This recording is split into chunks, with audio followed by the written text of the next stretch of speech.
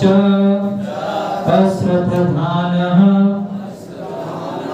च संशय आत्मा विनश्यति न अयं लोकः अस्ति न परः न सुखं संशय आत्मनः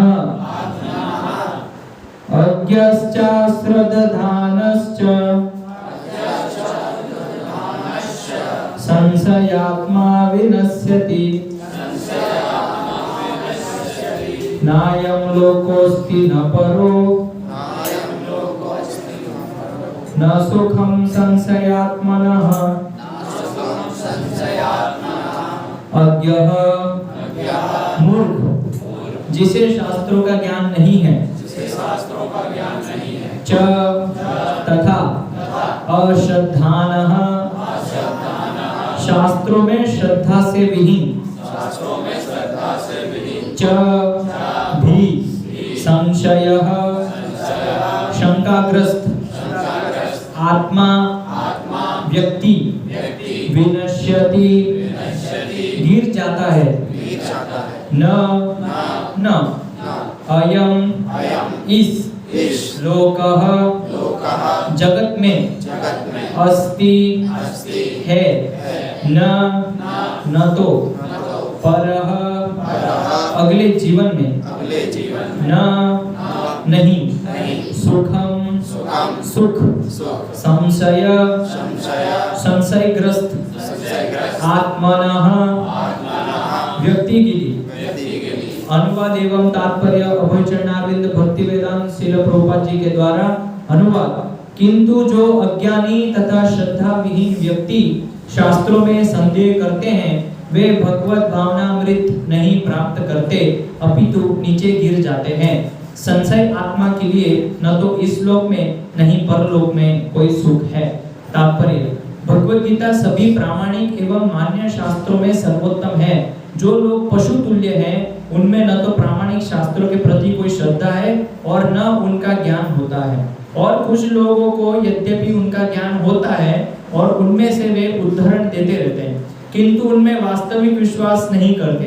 यहाँ तक कि कुछ लोग जिनमें भगवत गीता जैसे शास्त्रों में श्रद्धा होती भी है फिर भी वे न तो भगवान कृष्ण में विश्वास करते हैं न उनकी पूजा करते हैं।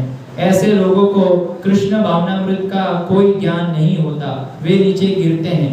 उपर्युक्त सभी कोटि के व्यक्तियों में जो श्रद्धालु नहीं है और सदैव संशयग्रस्त रहते हैं वे तनिक भी उन्नति नहीं कर पाते।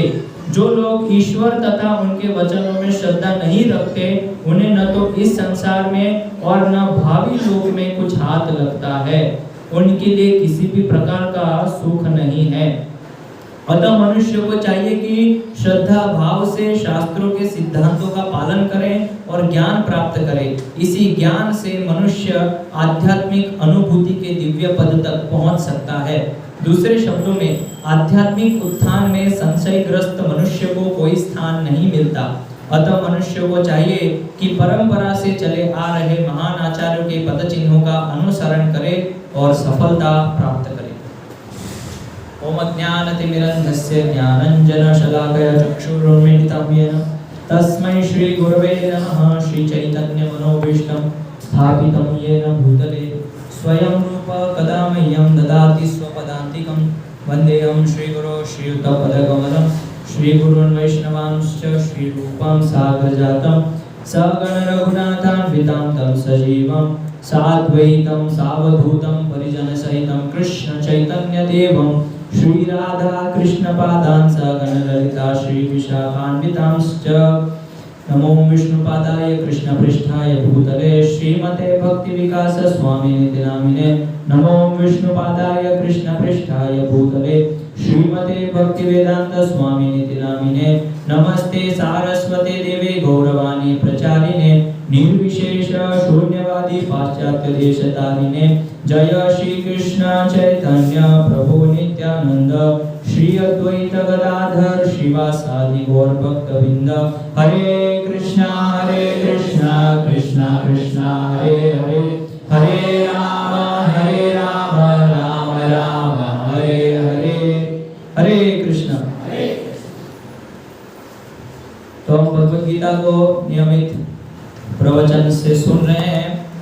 और हमारा चतुर्थ अध्याय अभी समाप्ति पे है। इसके बाद 40 के बाद 2 श्लोक और हैं, 41 और 42। तो भगवत गीता में इसके पहले के जो श्लोक में भगवान ने अर्जुन को बोला कि किस तरह से जो ज्ञान है, जो मैंने प्रवचन में बताया कि ज्ञान से हमारे जो पाप कर्म है उसको हम जला सकते हैं ज्ञान के माध्यम से। और ज्ञान रूपी अग्नि जो है अगर वो हम जलाते हैं तो उसको भस्म कर देती है पाप को, ये भगवान ने बताया। और फिर उसके अगले श्लोक में भगवान ने बताया कि किस तरह से ये जो पवित्र ज्ञान है यानी भगवान श्री कृष्ण का ज्ञान वो किस तरह से पवित्र है उसके बारे में चर्चा की। और फिर उसके अगले श्लोक में जो कि पिछली बार हुआ था उसमें भगवान श्रद्धा की बात कर रहे हैं। श्रद्धावान लभते ज्ञान, ये बोर्ड पे लिखा है आज का कल का पिछली बार का श्लोक। तो इसमें भगवान बता रहे हैं कि किस तरह से ये ज्ञान प्राप्त किया जाता है, उसकी पद्धति क्या है। तो ये जो पद्धति भगवान यहाँ पे वर्णन कर रहे हैं तो उसमें सबसे पहले भगवान बोल रहे हैं कि श्रद्धावान लभते ज्ञान, कि श्रद्धा होना बहुत जरूरी है। जब तक व्यक्ति के अंदर श्रद्धा नहीं है तब तक वो उस ज्ञान को प्राप्त नहीं कर सकता। तो यहाँ पे बहुत सारे लोग आ रहे हैं, सब लोग बहुत लोग आते हैं और आते हैं प्रवचन में बैठते हैं और जो भी हम बताते हैं उसको श्रवण करते हैं, लेकिन इसका अर्थ ये नहीं है कि वो सभी श्रद्धालु हैं। अगर आप सोचें कि यहाँ जितने भी लोग बैठे हैं सब श्रद्धालु हैं तो ये गलत धारणा आपके मन में से निकाल दीजिए, क्योंकि क्यों ऐसा है वो चर्चा आज के श्लोक में भगवान कह रहे हैं ऐसा क्यों है। तो सबसे पहली चीज़ तो भगवान ने बताया कि श्रद्धा होनी चाहिए। तो प्रभुपाद जी ये जो प्रवचन है उसके प्रवचन में बहुत सारे उदाहरण देते हैं श्रद्धा के ऊपर से। तो जैसे कि प्रभुपाद जी एक बार प्रवचन में बोलते हैं कि जब हम नाई के पास जाते हैं बाल काटने या दाढ़ी बनाने तो वो उस तरह हमारे शरीर पे चलाता है, लेकिन किसी को डर लगता है, किसी को डर नहीं लगता है। वो कैसे बोलते हैं कि मेरा दाढ़ी बना दो और बेफिक्र होके बैठ जाते हैं, तो उससे गला भी कट सकता है। लेकिन हमें श्रद्धा है इसीलिए हम नाई के पास जा रहे हैं, थोड़ी बहुत श्रद्धा है। उसी तरह से एक और उदाहरण प्रभुपाद जी देते हैं कि जैसे हमारे शरीर में अगर कोई एक जगह पे फोड़ा हो गया तो बहुत पस भर गया, उसमें पस भर गया है और पूरा गंदा हो गया है, सड़ गया है उस पूरा भाग जो है शरीर का उतना, अभी उसका सर्जरी करना है, ऑपरेशन करना है। तो कोई व्यक्ति सोच सकता है कि इसको ऑपरेशन करेंगे तो डॉक्टर तो बहुत निर्दयतापूर्वक इसको काटेगा, उसका सर्जरी करेगा, तो थोड़ा डर लगता है हमको। लेकिन फिर भी एक श्रद्धा है हमारे अंदर, डॉक्टर के पास जाते हैं हम और उनको बोलते हैं कि फोड़ा जो है इसको फोड़ दीजिए।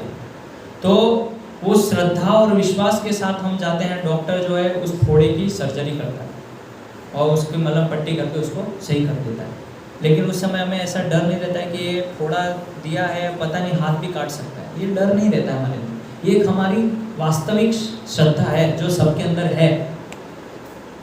उसी तरह से एक और उदाहरण प्रभुपाद जी देते हैं कि जैसे बैंक होती है तो बैंक में सब लोग पैसे रखते हैं, अभी वो हमारे पैसे हैं लेकिन वो हमारे हाथ में नहीं है। बैंक कभी भी जो है लूटमार हो सकती है, बैंक के अंदर आतंकवादी घुस सकते हैं, लेकिन हम बेफिक्र हैं, हम अपना पैसा जो है पूरा दिन रात उसमें बैंक में जमा करते रहते हैं, कभी भी कुछ भी हो सकता है।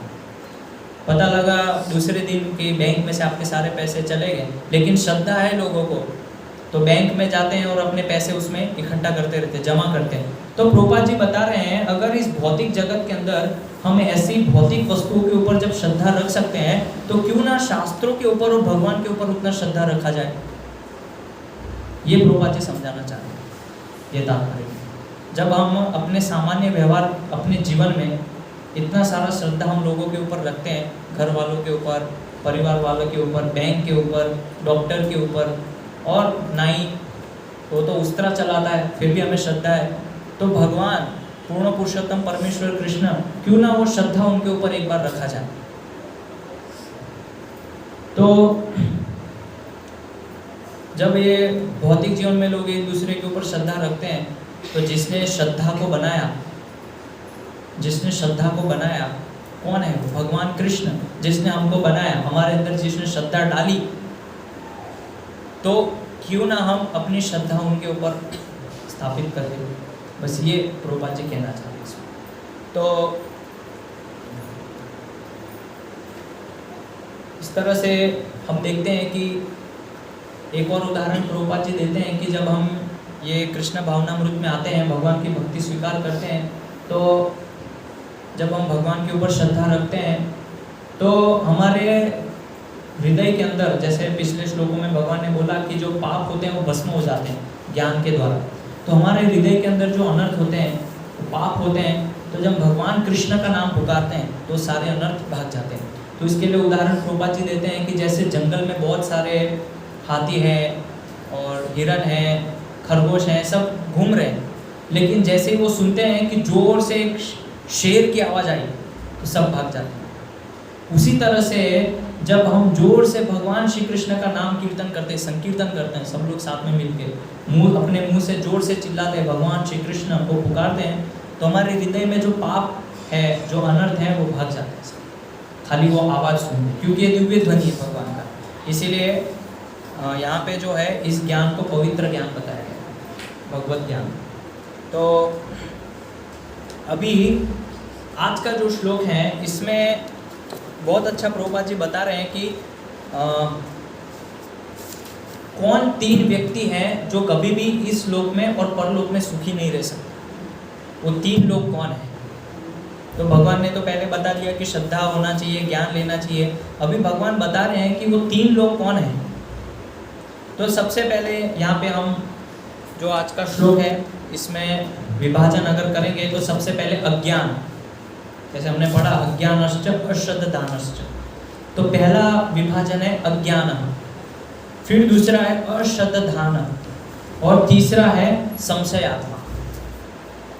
तो भगवान बोल रहे हैं जो अज्ञानी है, दूसरा जिसके अंदर अश्रद्धा है अश्रद्धान, और तीसरा संशयात्मा। तो क्या बोल रहे हैं? विनश्यति, ये 3 लोग का विनाश हो जाए। अभी इसकी परिभाषा दे रहे हैं प्रभुपाद जी तात्पर्य में, अगर ध्यान से पढ़ेंगे तो इसके तात्पर्य में प्रभुपाद जी बोल रहे हैं कि जो लोग पशु तुल्य हैं उनमें न तो प्रामाणिक शास्त्रों के प्रति कोई श्रद्धा है। तो एक तो अज्ञानी लोग हो गए जो शास्त्रों को मानते ही नहीं है। तो प्रभुपाद जी यहाँ पे बोल रहे हैं वो पशु तुल्य है, उनकी तुलना पशु के साथ की जाती है, क्योंकि पशु जो है उसके अंदर कोई श्रद्धा नहीं होती, वो पशु नहीं समझ सकते। तो इसलिए जो अज्ञानी लोग हैं उनकी तुलना पशु के साथ करनी चाहिए। और भगवद गीता के जो टीकाकार हैं विश्वनाथ चक्रवर्ती ठाकुर, तो बहुत ही महान आचार्य हैं, वो भी भगवद गीता के टीका में लिखते हैं कि जो व्यक्ति भगवद गीता के वाणी में या भगवद गीता के जो शब्द हैं उसमें श्रद्धा नहीं रखता है वो पशु के जैसा है। तो अगर इस वर्ष में, भारत वर्ष के अंदर अगर कोई व्यक्ति आपको दिख रहा है कि पूजा पाठ कर रहे हैं, भक्ति कर रहे हैं, अभी बहुत सारे लोग हैं नवरात्रि में करते हैं, बहुत कुछ पूजा पाठ किया होगा, उपासना किया होगा, तो एक तरह से देखा जाए तो धार्मिक दिख सकते हैं। लेकिन अगर उनको भगवद गीता का वाणी दिया जाए और बोला जाए इस तरह से, तो उसको स्वीकार नहीं करेंगे। थोड़ी श्रद्धा है लेकिन वो केवल ऊपरी तौर पे श्रद्धा है। तो ये दूसरे कैटेगरी के लोग जिनको बोलते हैं अश्रद्धान, और तीसरे हैं संशयात्मा। तो ये जो दूसरे कैटेगरी के जो लोग मैंने बताए कि ये लोग क्या है, शास्त्र का ज्ञान है इनको, भगवद गीता पूरी मालूम है और रामायण पूरी याद है, रामचरितमानस पूरी याद है, और इस तरह से बात बात में वो है कोटेशन रेफरेंस देते हैं, देखो भगवद गीता में ऐसे लिखा है, रामायण में इस तरह से लिखा है, वेदों के अंदर इस तरह से लिखा है, आप सही ज्ञान नहीं दे रहे, और पुराणों में तो इस तरह से लिखा हुआ है, उपनिषदों में तो ऐसा लिखा हुआ है, ये भागवत में तो देखो देवी माँ का उपासना बताया है, इसके अंदर तो ये दिया है। लेकिन जब उनको बोलेंगे भगवद गीता में तो भगवान कृष्ण बोल रहे मेरी पूजा करो, नहीं मानेंगे, शास्त्रों का पूरा ज्ञान है, आपको ज्ञान भी देंगे शास्त्रों से, लेकिन जब बात आएगी भगवद गीता को अपने जीवन में पालन करने की, पीछे हटते हैं। तो अधूरी श्रद्धा है, ऊपरी तौर से श्रद्धा। ऐसे लोगों को धार्मिक नहीं बोला जाएगा, धर्म के नाम पे ढोंगे, धर्म के नाम पे इंद्रिय भोग है। तो बहुत हम आकर्षित हो जाते हैं ना ऐसे लोगों से। देखो 9 दिन में कुछ भी नहीं खाया, 9 दिन में पैदल चल रहे हैं और उपवास कर रहे हैं, 9 दिन उपवास कर रहे हैं, लेकिन ऐसे लोगों को पूछे कभी जीवन में एकादशी किया? एकादशी नहीं करते हैं। तो 9 दिन हमने जो उपवास किया, लेकिन जो सबसे महान तिथि है, अगर आप पुराण पढ़ेंगे, उपनिषद पढ़ेंगे, तो उसमें बताया एकादशी सबसे महान तिथि है, वो ही नहीं कर रहे हैं, तो फिर उसका लाभ क्या होगा? कभी शास्त्र में आपने ऐसा पढ़ा है कि नवरात्रि के दिन अन्न में पाप होता है? लेकिन पुराण और उपनिषदों में मैं आपको प्रमाण दे सकता हूँ, भगवान बहुत सारी जगह पे बोल रहे हैं कि एकादशी के दिन अन्न में साक्षात पाप का वास होता है। तो 9 दिन आप उपवास मत कीजिए, लेकिन खाली एक बार एकादशी करेंगे तो उसका 10 गुना ज़्यादा फल मिलेगा। लेकिन लोग नहीं करते हैं क्योंकि श्रद्धा नहीं है, क्योंकि उसमें ज़्यादा तपस्या नहीं है ना। एकादशी तो महीने में 2 बार आती है बस, और उस दिन हमें अन्न नहीं खाना है। तो लोग हैं जो महत्वपूर्ण चीज़ है उसको छोड़ देते हैं और उसके आसपास की चीज़ें इकट्ठा करते रहते हैं। तो बताया गया है कि किस तरह से इसकी तुलना की गई है। एक व्यक्ति के पास सोना है, किसी व्यक्ति के पास सोने की कटोरी है या चांदी की कटोरी है, और वो कहीं पे पड़ी हुई है रास्ते में, और उसके आसपास हीरे मोती पड़े हुए हैं, छोटे छोटे जवाहरात है, पन्ना है। तो वो व्यक्ति सोने और चांदी की कटोरी छोड़ के वो साइड से सब कचरा बटोर रहा है। तो मूर्ख है कि नहीं है? जो महान कटोरी, जो चांदी की कटोरी है, उसको रोड पे छोड़ के वो साइड में से कचरा इकट्ठा कर रहा है। तो भगवान बोल रहे हैं कि एकादशी तिथि पालन करना चाहिए, एकादशी व्रत करना चाहिए। लोग वो नहीं करेंगे, लेकिन साइड की जो कचरा है, जो साल में एक बार आती है, और उसमें भी लोग धर्म के नाम पे इंद्रिय भोग करते हैं और इस तरह से कार्य करते हैं, इसकी कोई तुलना नहीं कर सकते किसी चीज़ से। इतने गंदे गंदे काम करते हैं। तो अभी गुजरात में आप जाएंगे तो बहुत सारे लोग जो हैं गरबा खेलने जाते हैं, लड़कियां जो हैं, और घर से माता पिता उनको अलाउ करते हैं, परमिशन देते हैं, जाओ खेलो गरबा, और रात को 2-2, 2:30 बजे, 3 बजे रात को घर आते हैं गरबा खेल के। ये किस तरह की भक्ति है बताइए? ऐसा कौन से शास्त्र में लिखा है, कौन से पुस्तक में लिखा है कि नवरात्रि के दिन डीजे बजा के, सॉन्ग बजा के जो गरबा खेलना चाहिए? बताइए कौन से शास्त्र में? तो ये है मनगढ़ंत श्रद्धा है, लेकिन केवल ऊपरी तौर पे। ये प्रामाणिक वास्तविक श्रद्धा नहीं है लोगों के अंदर। ऐसा कोई शास्त्र में नहीं लिखा है, लेकिन लोग चाहते हैं, पूरे अपने शरीर का अंग का प्रदर्शन करते हैं लड़कियां पूरे 9 दिन। गुजरात में तो मैं वहीं पे पला बड़ा हूँ, तो देखता हूँ कि किस तरह से लड़कियां जो छोटे छोटे कपड़े पहन के जाते हैं, डांडिया खेलते हैं, गरबा खेलते हैं, पूरे शरीर का अंग का प्रदर्शन होता है उसमें। ये इस तरह की भक्ति है। देवी माँ भी देखेंगी तो वो भी सोचेंगी कहाँ फंस गई मैं इन लोगों के बीच। ऐसे बहुत सारी चीज़ें होती है भक्ति के नाम, मतलब भक्ति नहीं, पूजा पाठ उपासना के नाम पे लोग बहुत सारी चीज़ें करते हैं और हम उसको प्रामाणिक मानते हैं कि नवरात्रा है, ये करना है, वैसा करना है। कोई फल नहीं मिलेगा उसका, क्योंकि आप प्रामाणिक चीज़ छोड़ रहे हैं ना, वास्तविक चीज़ छोड़ रहे हैं, उसका फल नहीं मिलेगा। जैसे मैंने बताया कि जो कटोरी है चांदी की, उसको आप छोड़ के साइड में से इधर उधर से कचरा लेके आ रहे हैं सब, लेकिन जो मेन कटोरी तो चांदी की वहीं छोड़ के आ गया, तो उससे फिर कोई फ़ायदा नहीं होगा।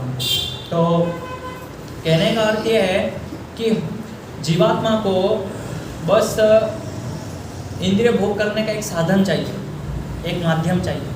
अगर वो माध्यम भगवान भी है तो उसको भी हम बना लेते हैं, देवी देवताओं को भी माध्यम बना लेते हैं हमारे भोग में, जो कि गलत है, वो पाप है। लेकिन कोई देखता नहीं है समाज में इस तरह से गलत हो रहा है कि इसको रोकना चाहिए, कोई नहीं, सब उसमें लगते हैं, शामिल हो जाते हैं। और कंपटीशन होता है, गुजरात में आप जाएंगे तो गरबा कंपटीशन, डांडिया कंपटीशन होता है, सबको ट्रॉफी या गिफ्ट दिया जाता है जो ज़्यादा अच्छे से गरबा खेलेंगे। और जो जितना ज़्यादा अच्छे से छोटे कपड़े ड्रेस पहन के आते हैं उनको उतना अच्छा, जो अच्छा श्रृंगार करता है उनको उतना अच्छे से प्राइस दिया जाता है। गुजरात में ऐसे होता है, बहुत सारा कंपटीशन करते हैं अलग अलग जगह, और ऐसे ऐसे काम करते हैं तो हम वर्णन नहीं कर सकते। क्या ये सही चीज़ है? अगर व्यास आसन पे से हम जैसे लोग ऐसे बोले कि इस तरह से जो माताएं हैं, स्त्रियां हैं, वो अपने शरीर का अंग का प्रदर्शन करता है, लोग पत्थर मारेंगे हमें। कैसे महात्मा है क्या व्यास आसन पे ऐसी बातें कर रहे हैं? लेकिन ये वास्तविकता है, प्रामाणिकता है। कोई स्त्री अगर 10 पुरुषों के बीच में, घर से माता पिता उनको भेज रहे हैं लड़कियों को, और 10 पुरुष के बीच में वो जा रही है छोटे कपड़े पहन के, और वो अपने शरीर का अंग का प्रदर्शन कर रही है, तो क्या ये वेश्यावृत्ति नहीं है? कोई स्त्री अगर खुले में अपने शरीर को दिखाना चाहती है, ये व्यभिचार नहीं है तो क्या है? बताइए। व्यभिचार है, सरल सीधी भाषा। और ऐसी स्त्रियों से अगर कोई बच्चे जन्म लेंगे, क्या वो बच्चे संस्कारी हो सकते हैं? असंभव है। और ऐसे संसार में क्या हम कभी शांति ला सकते हैं? असंभव है। लेकिन ये हो रहा है। फिर लोग बोलते हैं, अरे महाराज जी आप अपना मन ठिकाने पे रखिए, मन को नियंत्रित कीजिए, वो उनको अपना काम करने दीजिए। भाई लेकिन आपको इतना शौक क्यों है इस तरह से कपड़े पहन के रात रात को घूमना, गरबा खेलना, डांडिया खेलना? क्यों शौक है? ये कौन सी फैशन है जहाँ पे अपने शरीर का अंग का प्रदर्शन लोग करना चाहते हैं? ये वैश्यवृत्ति नहीं है तो क्या है? ऐसी कौन सी फैशन है? वही चीज अगर मान लीजिए कोई पुरुष नंगा होके वहाँ पे जाएगा तो उसको क्या बोलेंगे? अभद्र है, पशु जैसा है, इसके अंदर दिमाग नहीं है। लेकिन वही लड़की अगर छोटे कपड़े पहन के जाएंगी तो कितने ऊंचे परिवार से, ऊंचे घराने से। अगर वो चीज़ लड़कियों के लिए लागू है तो फिर पुरुष के लिए क्यों लागू है? जब पुरुष अगर नग्न होता है, बिना कपड़े पे घूमता है तो लोगों को आपत्ति होती है, लेकिन लड़की घूमती है तो ऊंचे घराने से है, संस्कारी लड़की है, कितना मॉडर्न है, एडवांस है। तो ये हमारे भारत की स्थिति है। इसको बोलते हैं लोग कि श्रद्धा है, देवी माँ में श्रद्धा। ये कैसी श्रद्धा है? ये श्रद्धा है, पूरा कचरा है। देवी के नाम पे, नवरात्रि के नाम पे पूरा कचरा है, बकवास। तो ये चीज़ अगर मैं बोलूँगा तो लोग मुझे पत्थर मारेंगे, कैसा बोल रहे हैं महाराज जी, आसन के ऊपर से ऐसी चीज़ें बोल रहे हैं। लेकिन ये वास्तविकता। आप जाइए, मेरे से ज़्यादा तो आप लोग घूमते हैं, समाज में आप लोग रहते हैं, तो आपको ज़्यादा अच्छे से पता होगा। तो और ऐसे लोग हमें ज्ञान देते हैं कि शास्त्र में ऐसे लिखा है, पुराण में ये लिखा है, वेदों में इस तरह से लिखा है। क्या मानेंगे हम? उनकी बात स्वीकार करेंगे? नहीं करेंगे उनकी बात स्वीकार। क्यों करेंगे? जब उनका आचरण ही ठीक नहीं है, उनका व्यवहार ही ठीक नहीं है, तो ऐसे लोगों की बात हम क्यों सुने?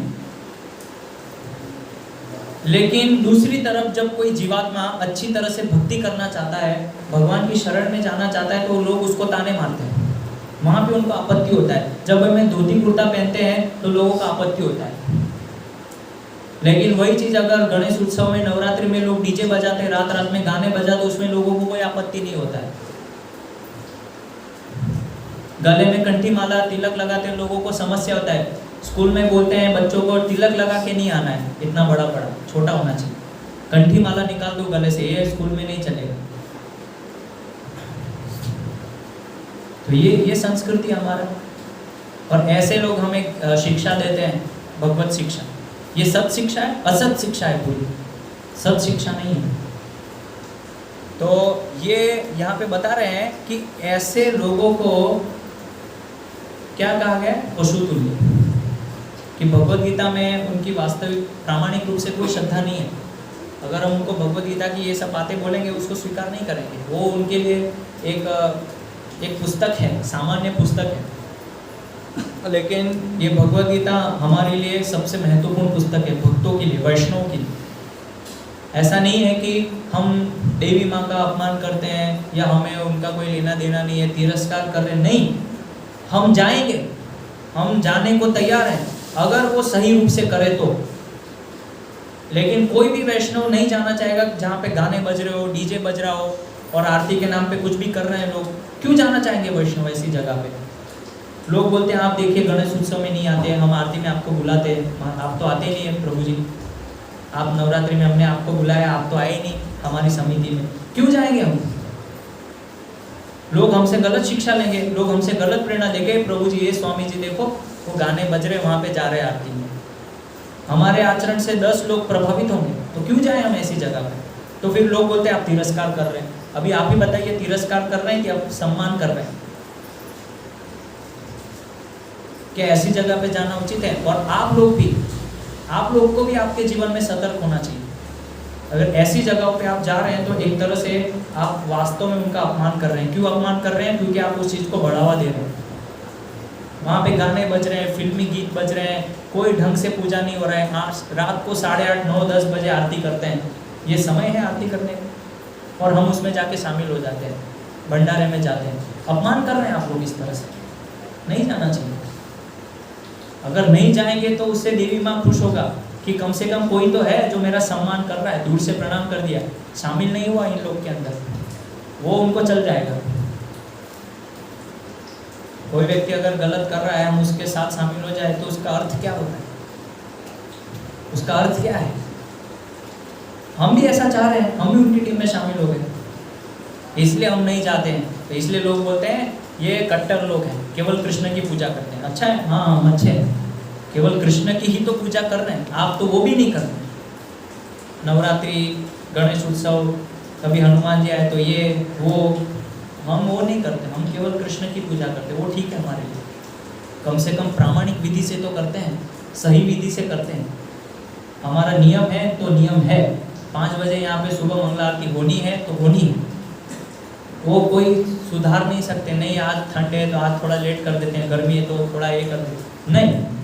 5 बजे मतलब 5 बजे भगवान का शंख बजना है, मंदिर का पट खुलना है और आरती होना है।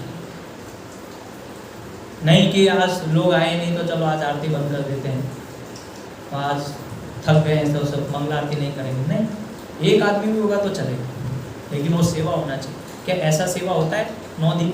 नहीं होता है, बस लोग उसमें इंद्रिय, कैसे मेरी इंद्रियों को तुष्टि मिले। इसीलिए भगवान बोल रहे हैं कि जो अज्ञानी है, जिसको शास्त्र का कोई ज्ञान नहीं है, एक तो ये कैटेगरी हो गई, जिनको प्रामाणिक शास्त्र का कोई ज्ञान ही नहीं, तो ये सबसे निकृष्ट लोग, सबसे नराधम, मनुष्यों में सबसे अधम, जिनको शास्त्र का कोई ज्ञान नहीं, नास्तिक है। और दूसरे ये इस प्रकार के लोग जो मैंने अभी वर्णन किया, जो सारी चीज करेंगे लेकिन भगवान श्री कृष्ण की पूजा करना नहीं चाहेंगे, भगवान कृष्ण की जो वाणी है भगवत गीता, भागवतम, वो श्रवण करना नहीं चाहेंगे। तो ये कैसी श्रद्धा है? अश्रद्धा। और तीसरे संशय आत्मा, उसको सब पता है, श्रद्धा भी है, सब ज्ञान भी है, लेकिन संशय करता है, पता नहीं ये ज्ञान मेरे लिए लागू होगा कि नहीं, पता नहीं ये मेरे लिए कितना लागू होगा। ये भगवत गीता में प्रभु जी जो बोल रहे हैं ठीक है, लेकिन मेरे लिए कितना लागू होगा? तो संशय, हमेशा संशय करता रहता है हर चीज। भगवान ने भगवत गीता के अंदर जो अर्जुन को संदेश दिया उसमें भी संशय, भगवान ने जो अलग अलग वाणी बोली उसमें भी संशय, तो हर एक चीज में संशय करना। तो भगवान बोल रहे हैं ये 3 प्रकार के जो लोग हैं, नायम लोकोस्ति न परो, वो इस लोक में और परलोक में न सुखम, न सुखम मतलब न सुखम, कभी सुख नहीं मिलेगा। ऐसे लोग कभी सुखी नहीं है। तो कभी कभी लोग बोलते हैं कि हमारा मन बहुत अशांत है, संतुष्टि नहीं है। तो एक व्यक्ति थे, वो आए और बोले कि क्या करें प्रभु जी, 90 साल हो गए, मैं बचपन से परिक्रमा कर रहा हूँ नर्मदा जी की, और कहीं कहीं तप कर रहा हूँ, तपस्या कर रहा हूँ। मैं बोला अच्छी बात है, बहुत बढ़िया है, आपने किया तो अच्छा है, लेकिन मन में संतुष्टि नहीं है, शांति नहीं मिल रहा है, तो क्या करूँ? मैं बोला आप तो इतना तप कर रहे हैं, बचपन से परिक्रमा कर रहे हैं, अभी आपका उम्र 90 साल है, तो किसी गुरु से पूछा आपने? नहीं, गुरु से नहीं पूछा, अपने मन से, मन में विचार आया, मैंने कर लिया। ठीक है, तो आपने ये जो विधि अपनाया, ये जो तप किया, ये किसी से पूछा था आपने, प्रामाणिक गुरु से? बोले नहीं, ये भी मेरे मन में ऐसे विचार आया और मैं कर लिया बस। तो भाई आपने जो 90 साल जीवन बर्बाद किया बिना गुरु के मार्गदर्शन के, वो तो सारा व्यर्थ है ना। 90 साल में अब आके आप बोल रहे हैं कि मन में संतुष्टि नहीं है। इतना आपने परिक्रमा कर लिया, इतना सब कुछ तब कर लिया, और अब आप बोल रहे हैं कि संतुष्टि नहीं है। कैसे मिलेगी संतुष्टि? इसलिए यहाँ पे तात्पर्य में प्रभुपाद जी बता रहे हैं कि ये सब चीज़ों का पालन करते हुए हमें महान आचार्यों के पद चिन्हों का अनुसरण करना चाहिए कि ऐसे समय में आचार्य लोग क्या करते थे। तो ऐसे प्रभुपाद जी को बुलाया हैदराबाद में, बहुत समय पहले प्रभुपाद ने जब प्रचार शुरू किया तो हैदराबाद के अंदर बारिश नहीं हो रही थी।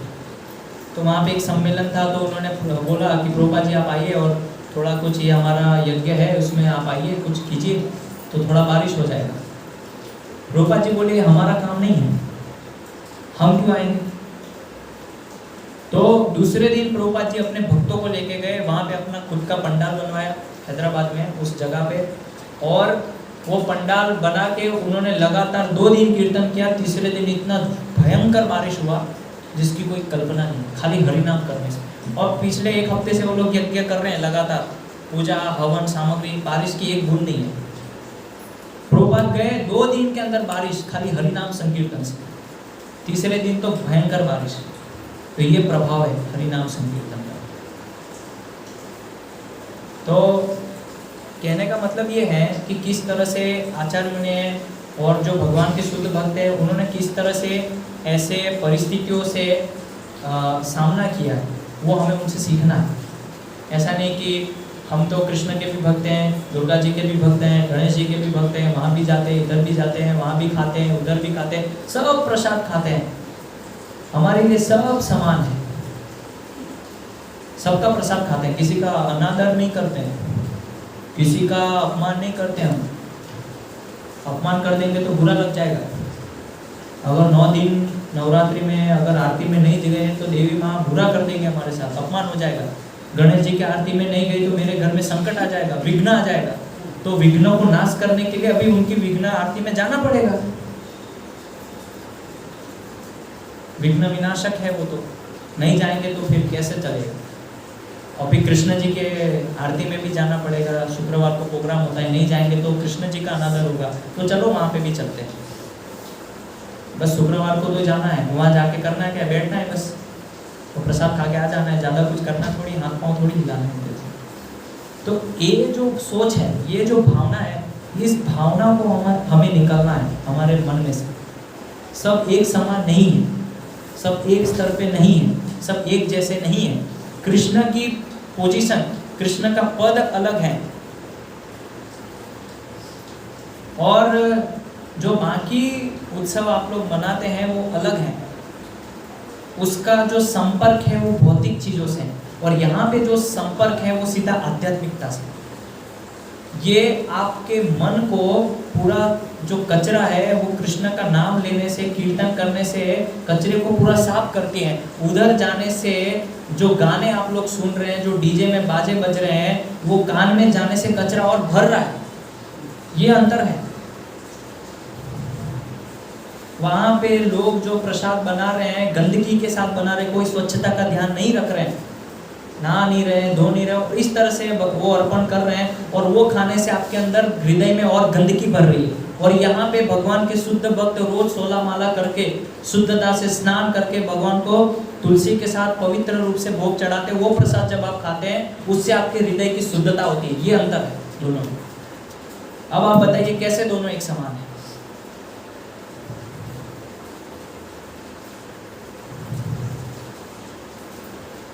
बहुत अंतर है, लेकिन लोग सबको एक जैसा ही मानते हैं, सब एक जैसा है। इसीलिए यहाँ पे लोग कम आते हैं, यही कारण है, लोग इसीलिए कम आते हैं।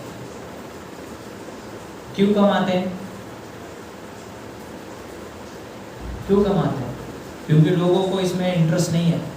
यहाँ पे डीजे नहीं बजा रहे ना, जब डीजे बजाना चालू करेंगे देखिए पूरी वाहवाही आएगी, मैं गारंटी देता हूँ, चुनौती है मेरी।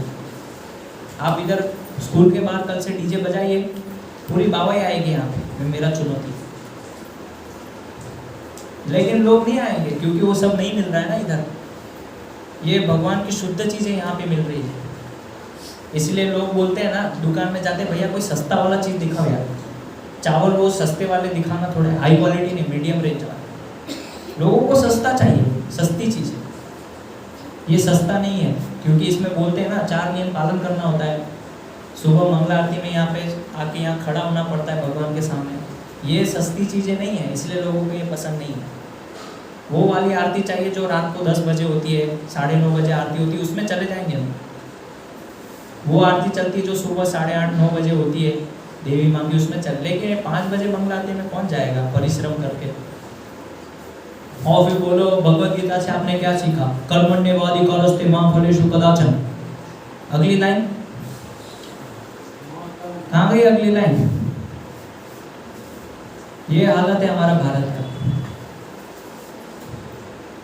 आज एक व्यक्ति से हम लोग चर्चा कर रहे थे, तो ऐसे वो नास्तिक थे, तो एक फ़ोन आया उनका कि आप देखिए हमारे बच्चों को ऐसे ऐसे शिक्षा देते हैं, भगवद गीता की शिक्षा देते हैं, आज आपकी शिक्षा के चलते उस मेरे बच्चे ने जॉब से रिजाइन कर दिया, ऐसी कैसी शिक्षाएं आप देते हैं, ये गलत शिक्षाएं आपकी। हमने बोला भाई आपके बालक को आप समझाइए, उसने रिजाइन क्यों दिया, हमारे साथ क्यों बहस कर रहे हैं। ऐसी काफ़ी देर बहस चली, तो फिर हमने पूछा कि अच्छा आपने भगवद गीता अभी कितनी बार पढ़ी है? आपके बालक ने तो पढ़ा है, अच्छे से समझा है, माला भी करते हैं और वो आपके साथ भी हैं, तो आपने कितनी बार पढ़ी? बोले हमने वो नहीं पढ़ा। तो फिर हमने पूछा कि अच्छा बताइए गीता से आपने क्या सीखा? तो बोल कर्मण्येवाधिकारस्ते हम। मैंने बोला बहुत बढ़िया, मुझे पता था आप यही बोलेंगे। गीता में और भी श्लोक है, पत्रम पुष्पम फलम तोयम मन मना भव मत भक्तो। कहाँ गए वो श्लोक? धर्म क्षेत्र कुरुक्षेत्र, कहाँ गए वो श्लोक? बस एक ही पूरे गीता में एक ही श्लोक आता है आप सभी को, कर्मण्येवाधिकारस्ते। तो हमने बोला, मैंने बोला कि गधा भी कर्म करता है, आतंकवादी भी अपना कर्म करता है, डकैती भी अपना कर्म करता है, तो फिर तो किसी के लिए जेल ही नहीं होना चाहिए, सब अपने अपने कर्म में व्यस्त हैं। कर्मण्येवाधिकारस्ते।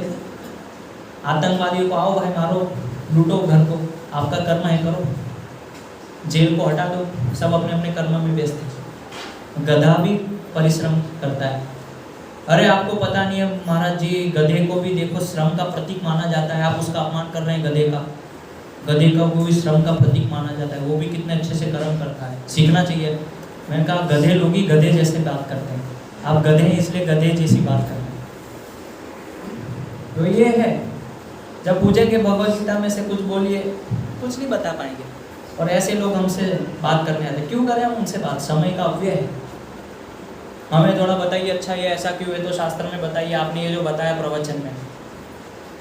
ये कोई यहाँ पे स्कूल थोड़ी ना है कि रट्टा मार के आप आ जाएंगे और हमको। आप पहले यहाँ पे आइए, विनम्रता से बैठिए, ध्यानपूर्वक सुनिए, चैलेंज मत कीजिए, चुनौती मत कीजिए, सुनिए पहले यहाँ पे चल क्या रहा है।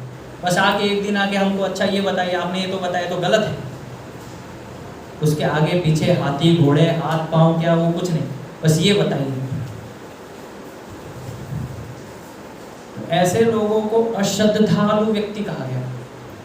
बाहरी रूप से लग सकता है कि कितना बड़ा श्रद्धा है, तो बहुत श्रद्धा वाला व्यक्ति है भाई, ज्ञानी व्यक्ति है, पूरे शास्त्रों से प्रमाण दे रहा है, वेदों से प्रमाण दे रहा है, उपनिषदों में से प्रमाण दे रहा है, यहाँ से प्रमाण वहाँ, वो व्यर्थ है ज्ञान।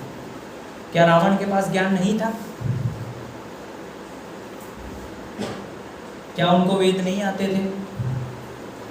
आज ये आप जो शिव तांडव स्तोत्रम पढ़ते हैं, कितना कोई उच्चारण भी, किसको आता है शिव तांडव स्तोत्र बताइए? याद है किसी को? 1-2 लाइन याद होगी बस, वो भी वो म्यूजिक में रिमिक्स कर देते ना आजकल, इसलिए वो सुन सुन के घटा जवी ज्वलत ज्वलत, वो क्या 1-2 लाइन बस याद है लोगों को। पूरा जो शिव तांडव स्तोत्र है वो आप पढ़ भी नहीं पाएंगे। मैं चुनौती देता हूँ, यहाँ जितने भी लोग बैठे हैं, कोई अगर एक पूरा शिव तांडव स्तोत्र पढ़ के बता दे। ऐसे शिव तांडव स्तोत्र की रचना रावण ने की है। क्या उनके पास ज्ञान की कमी थी? क्या उनके पास धन ऐश्वर्य की कमी थी? सोने की लंका थी, कोई कमी नहीं थी ऐश्वर्य की। क्या रानियों की कमी थी? कितनी दासियां थी, सब कुछ था, लेकिन राम के ऊपर श्रद्धा नहीं थी, अज्ञानी था वो। ज्ञान होते हुए भी अज्ञानी था, क्योंकि उस ज्ञान को उन्होंने विज्ञान में परिवर्तित नहीं किया। ज्ञान का अर्थ होता है उस विज्ञान को परिवर्तित करना, यानी ज्ञान को अपने जीवन में व्यावहारिक रूप में लाना। वो चीज़ रावण ने नहीं किया था। इसीलिए क्या बोला इस श्लोक में, ना यम लोकोस्ति ना परो, ना इस लोक में ना परलोक में वो कभी सुखी हो पाएगा। इसीलिए रावण ना इस लोक में सुखी हो पाया ना अगले लोक में। ज्ञान था, बहुत कुछ ज्ञान था, वेद पुराण सब कुछ पता था उनको, लेकिन विनाश। इसलिए भगवान क्या बोले, संशय आत्मा विनश्यति, ये तीनों लोगों का हमेशा विनाश होता है। अगर आप लोग को भी ऐसा कहीं संशय है कि पता नहीं कृष्ण, हाँ ठीक है लेकिन थोड़ा इधर भी, अभी वो आएगी लक्ष्मी पूजा आएगी दीपावली की, तो मैं तो आपको सचेत कर रहा हूँ, बाकी आपकी इच्छा, ऐसी कोई जोर जबरदस्ती नहीं है मेरी तरफ से, मैं तो सचेत कर रहा हूँ कि आप सोचे कि संशय है भगवान के ऊपर, पता नहीं तो थोड़ा इधर भी कर देते, फिर वो कल आके थोड़ा इधर भी कर देंगे, चलो विनाश हो जाएगा आपको कल, सही बता।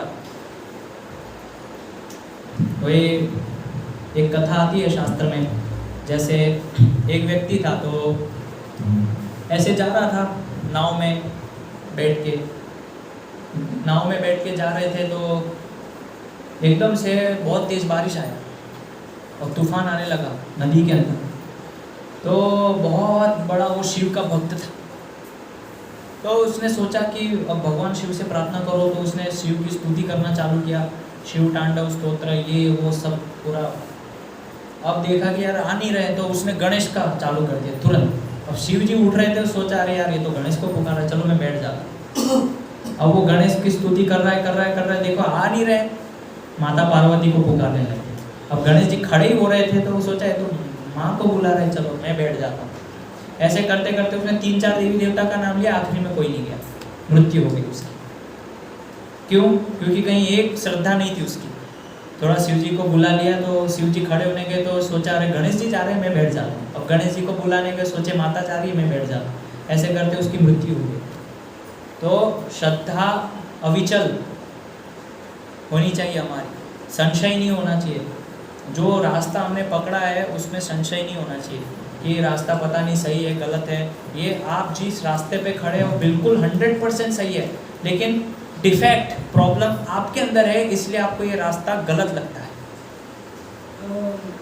समस्या से भरा हुआ लगता है। क्योंकि गलत कौन है? जीवात्मा गलत है, रास्ता गलत नहीं है, भगवान गलत नहीं है, भगवान की भगवत गीता गलत नहीं है, गीता में भगवान जो संदेश दे रहे हैं वो गलत नहीं है, लेकिन जो संदेश को उतार रहा है जीवन में वो व्यक्ति गलत हो सकता है। इसीलिए उसको ये सारी चीज़ें गलत लगती है, संशय होता है, अश्रद्धा होती है, ये कारण है उसका। तो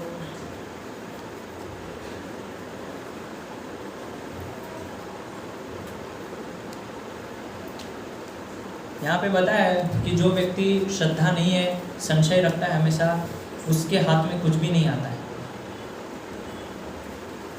कुछ सफलता प्राप्त नहीं कर पाता है वो जीवन में। क्योंकि लोग धार्मिक क्रियाओं में लगते तो हैं, लेकिन उस धार्मिक क्रियाओं के पीछे मंतव्य क्या है, उसके पीछे मंशा क्या है, उसके पीछे उद्देश्य क्या है, वो नहीं जानते हुए उसमें लोग लगे हुए। तो अगर हम ये अधूरा ज्ञान लेके करेंगे तो अधूरा ज्ञान हमेशा व्यक्ति को डुबा देगा। इसलिए कोई भी चीज़ कर रहे हैं तो प्रामाणिक, मैं ये नहीं बोल रहा हूँ कि नवरात्रि गलत है या ये पूजा गलत है, प्रामाणिक विधि से होना चाहिए। जो भी करते हैं उसका एक विधि होना चाहिए, शास्त्र में प्रमाण होना चाहिए। जब तक अगर हमारे पास कोई प्रमाण नहीं है शास्त्र में, जैसे मैंने बताया कि डांडिया खेलना, गरबा खेलना, कहाँ है प्रमाण बताइए। अगर प्रमाण है तो स्वीकार करने के लिए मैं तैयार हूँ, लेकिन प्रमाण नहीं है ऐसा कोई, लेकिन लोग करते हैं। तो ये समस्या है। इसीलिए भगवान ने ये बताया कि ऐसे जो 3 प्रकार के लोग हैं ना, ये कभी जीवन में सुखी नहीं हो पाएंगे। तो अगर थोड़ा भी हमें संशय है, थोड़ा भी संशय है, तो आप उस संशय को दूर कर दीजिए। अगर आपको ऐसा लगता है कि नहीं ये रास्ता सही है गलत है, तो मैं तो खुला बोलता हूँ, मत आइए प्रोग्राम में, छोड़ दीजिए माला करना, तिलक लगाना छोड़ दीजिए, कंठी वापिस मुझे दे दीजिए, ये आपका जो जप है ये वापिस कर दीजिए, कोई समस्या नहीं है, हम तो खुला बोल दें। लेकिन अगर संशय के साथ करेंगे तो आपका खुद का ही नुकसान होगा, आप खुद डूब जाएंगे। तो संशय होने से अच्छा है कि उसको क्लियर हो जाए, जो है वो है, या तो इधर हो जाए या बाहर हो जाए, बीच वाली स्थिति में ना रहे। पता नहीं धोती कुर्ता पहनूंगा तो क्या सोचेगा, कौन आ गया पता नहीं, ये महाराज जी कहाँ से है, कल तो हमारे साथ उठते बैठते हंसते खेलते, आज ये धोती कुर्ता में एकदम से बाल मुंडवा दिए, चोटी वोटी लगा दी, क्या है? संशय होता है, जाऊं कि नहीं जाऊं। जाइए, खुल के जाइए। डर क्यों? भगवान के भक्तों को कभी डर नहीं होता है, निडर होते हैं। इसलिए स्वामी प्रभुपाद जी को क्या बोलते हैं? अभय चरणारविंद। अभय, जिनको किसी भी प्रकार का कोई भय नहीं, और चरणारविंद, किसके चरणों की उन्होंने शरणागति ली है? भगवान कृष्ण की। इसलिए कृष्ण कृपा मूर्ति अभय चरणारविंद। तो ऐसे हमें प्रभुपाद जी से सीखना है कि बिना डर के भक्ति कैसे करना है। डर के क्या भक्ति करना है? कायरता का लक्षण है। भाई खुला जाइए, बाल मुंडवाइए, मुंह छटाइए, तिलक लगाइए, क्या डरना है उसमें? ये हमारा संस्कृति है। नहीं, पता नहीं वो क्या सोचेंगे मेरे बारे में, तो कंठी माला को मैं थोड़ा छुपा देता हूँ, वो गले में भी है और दिख भी नहीं रही, बीच वाली स्थिति। तिलक है ना, थोड़ा हल्का हल्का लगा लेता हूँ ताकि दिखे नहीं। हमारे कुछ भक्त हैं, मैंने देखा है, मंदिर में आते हैं, तिलक करते हैं, जैसे मंदिर के बाहर जाते हैं ऐसे ऐसे पहुँच के चले जाओ। अपमान कर रहे हैं तिलक, डर, क्योंकि संशय है, अरे तिलक सिर पे देख लेंगे तो चलो मिटा दो उसको। ऐसे क्यों तिलक करने में शर्म आता है? भगवान का नाम जप करने में क्यों शर्म आता है हमको? उसमें डरना क्यों? धोती कुर्ता पहनने में क्यों डरना है? किस चीज़ का डर है? समाज का डर है? परिवार का डर है? किसका डर है? किससे डर रहे हैं हम अपने आप से डर रहे हैं। हमारा मन साथ नहीं दे रहा, हम अपने मन से डर रहे हैं। लेकिन मन तो सबसे बड़ा शत्रु है भगवद गीता के अनुसार। तो ये संशय को खत्म कीजिए और बिना संशय के, संशय रहित होकर कृष्ण भक्ति कीजिए। और उस बिना संशय के कृष्ण भक्ति करने में जो आनंद है, उसका अनुभव, उसकी अनुभूति आप करके देखिए। क्या हम लोग नहीं जाते धोती कुर्ता पहन के? हम भी जाते हैं ना। क्या मैं आप लोग से अलग हूँ? मेरा भी जन्म भारत में हुआ है। आपके भी दो हाथ है, मेरे भी दो हाथ है, मेरे भी काले बाल है, आपके भी काले बाल हैं, सब आपके जैसा ही है। क्या मेरे को भगवान ने कुछ विशेष एक बना के भेजा है कि भाई ये लाल कपड़े वाले को थोड़ा अलग स्ट्रक्चर बनाना पड़ेगा? जो स्ट्रक्चर आपका है वो मेरा भी है। हम भी तो वही समाज में रह रहे हैं, हम भी लोगों के बीच में घूमते फिरते हैं। हमें तो सबसे ज़्यादा शर्म आना चाहिए, यार मैं सबसे अलग दिख रहा हूँ लाल कपड़े में, ये पचरंगी लोग ये ज़्यादा अच्छे दिख रहे हैं। लेकिन हम निडर होकर घूमते हैं, जाते हैं, कहीं पे भी घूमते हैं, हमें परवाह नहीं है। क्योंकि क्यों? भगवान कृष्ण हमारे साथ है ना। लेकिन ये विश्वास अभी लोगों को नहीं है। और अभी आप लोग, जब तक आप लोगों के अंदर ये विश्वास नहीं आएगा, तब तक आप खुल के कृष्ण भक्ति कर ही नहीं सकते। असंभव है, खुल के आप जी नहीं सकते। वो कृष्ण भक्ति केवल एक कमरे के अंदर सीमित हो जाएगी, एक दायरे में सीमित हो जाएगी। बस मेरे घर के अंदर कृष्ण भक्ति, बाहर तो मुझे लोगों के जैसा व्यवहार करना है, जैसे लोग बाहर व्यवहार करते हैं ऐसे मुझे भी व्यवहार करना है। धिक्कार है हमारे जीवन के ऊपर, शर्म आना चाहिए हमारे जीवन के ऊपर कि हम भारत में रहते हुए भगवान कृष्ण के लिए अगर इतना नहीं कर सकते। तिलक करने में क्या समस्या? लोग तिलक नहीं करते। बिना तिलक करना हमारा शरीर जो है शमशान है, और उस शमशान को लेके हम सब जगह घूम रहे हैं। मृत शरीर है हमारा, और ऐसे मृत शरीर को लेके हम घूम रहे हैं। ये वास्तव में तिलक करना, ये विजय तिलक बोलते हैं इसको। ऐसे कई बार लोग लड़ाई करने जाते हैं, बाहर जाते हैं तो माता जी ऐसा टीका लगाते हैं, विजय भव। तो ऐसे ही हमारा विजय है कि बाहर ये जो असुर लोग हैं, नास्तिक लोग हैं, मायावादी लोग हैं, ये जो माया के चंगुल में फंसे हुए हैं, इनके सामने हमारी विजय हो। इसीलिए हम भगवान का तिलक